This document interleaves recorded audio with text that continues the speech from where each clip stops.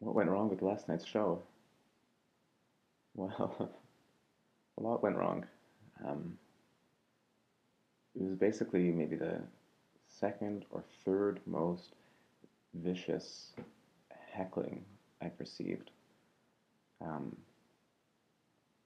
the night began with my sort of being very aware of these eight women sitting in the very front row of, they looked to be of Ethiopian descent with sort of religious headscarves, or just scarves. They were over their heads.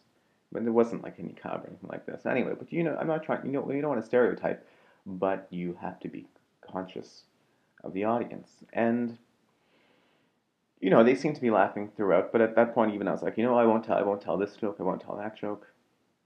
And then I opened with something about, I went up maybe fourth or something, and I opened with a joke about gated communities and how it's basically about raping and murdering people within the gates or within the gate, and that's how that.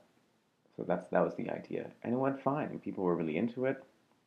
And then a couple minutes later, um, going into material about the love that I imagine, the incredible love I imagine pedophiles must feel.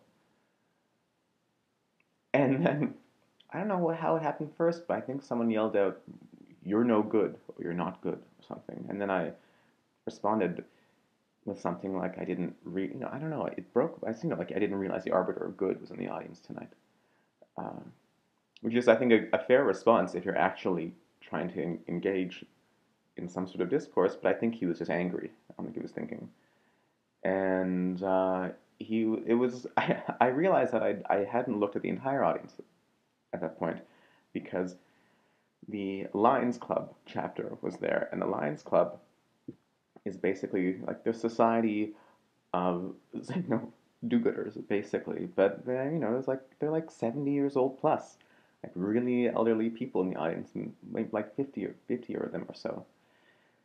And then we started going back and forth. Then the manager came down and told the guy, "You can't say these things." And he said, "He can't say these things." And the guy said, "He can say whatever he wants."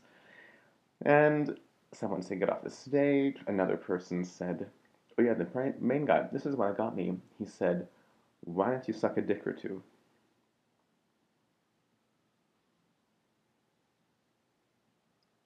And that's a strange thing to say. I mean, but I didn't. So anyway, I was shaking it, but it was very nerve wracking, and also derailed the set. It really wasn't good for the show. And then, in fact, afterwards, after the set, upstairs outside the green room, I ran into the same guy. He was a very big man, and he said, "I have a daughter who's a comic, and she'd be disgusted with what you did." And he started to walk away, and I said, well, "Actually, I think she'd be a little more put off, you know, with the way that you comported yourself this evening." Um, he turned back, said, I have three grandchildren, and I was waiting for him to say something like, "And they were like something terrible happened to them as kids." Like, just I told him, like, the fact that you have grandchildren doesn't enter into it. It's not the issue. And then the manager came and separated us, and she apologized. "Are you okay?" Things like this, and told the mates to calm down. And yeah, and then later on that evening, though, I ended up running into a comic friend on the street, and he invited me in. And his girlfriend was behind the bar, and we had free drinks, so that was nice. And as well, after the set, back at the club, this girl may have asked for a number, or maybe it was just like genuinely, and she wanted to see a completed, uninterrupted set. So these things happen. Other people were nice about it. The worst part was, though, that the MC wouldn't even say my name after taking me off. He said, "Oh, there's that guy." I'm like, where's your allegiance lie, And then you go up and you tell like genuinely misogynistic jokes, in my estimation.